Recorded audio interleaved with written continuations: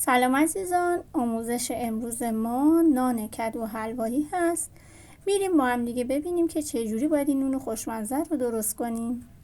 خب در ابتدا داخل قابلمه شیر، کره، شکر رو بریزید، روی حرارت بذارید و زمانی که کره و شکر حل شد باید حرارت رو خاموش کنید. خب حرارت رو خاموش کنید، بذارید کنار به دمای محیط.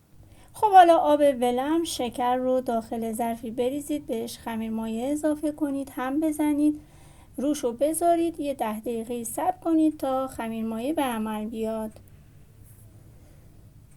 خب داخل یک کاسه بزرگ ابتدا تخم مرغ کمی هم بزنید با همزن دستی، مخلوط شیر رو بهش اضافه کنید و مجدد هم بزنید و در ادامه پوره کدو حلوایی رو هم اضافه می کنیم و مجدد هم می زنیم. خمیرمایی هم که به عمل اومده پفش رو ببینید بهش اضافه کنید، در واقع تمام مواردی که دارید رو اضافه کنید و هم بزنید.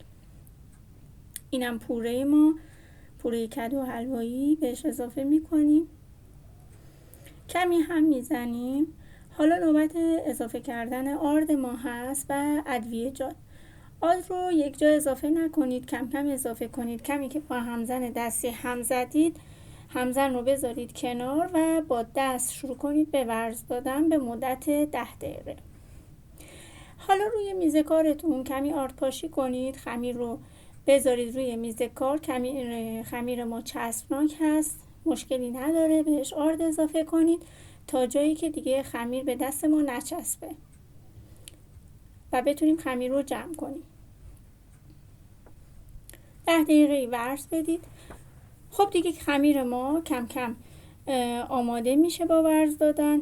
داخل کاسه، کف کاسه رو چرب کنید، خمیر رو بذارید داخلش به مدت 1.5 ساعت روش رو بپوشونید که استراحت کنه در جای نسبتاً گرم.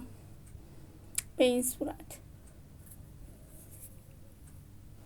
خب عزیزان، وقتی تایم ما تموم شد، حالا پف خمیر رو میگیریم، به اندازه 2-3 دقیقه دوباره ورزش میدیم. مواد مخلوطی که داخل نونها باید بریزیم داخل کپشن براتون نوشتم، حتما مطالعه کنید. خمیر رو به اندازه نارنگی باید جدا کنیم، ولی سعی کنید که با کاردک این کار رو انجام بدید، چون اگر با دست انجام بدید بکشید پف خمیر میخوابه. خب خمیرها رو که وقتی جدا کردید ببینید به این صورت کمی با دست پهن کنید روی میز کارتون و مواد مخلوط رو داخلش بریزید و بخچه کنید و گرد کنید و دوباره روش رو پهن کنید. با هر وسیله میتونید بهش نقش و نگار بدید، میتونید هم با چاقو به این صورت دور تا دور برش بدید. تمام خمیراتون رو به این صورت آماده کنید و دوباره به مدت 20 دقیقه روش رو بپوشونید استراحت کنن مجدد. اینجا تمام نونها آماده است، روش رو پوشوندیم، 20 دقیقه استراحت کنه. بعد استراحت روش رو رومال میکنیم، کنجد میپاشیم. اگر کنجد نخواستیم بپاشید روش رو یه حفره ایجاد کنید، یه گردو بذارید در طبقه وسط فرن، دمای 180 درجه به مدت نیم ساعت تا نونهامون بپزن.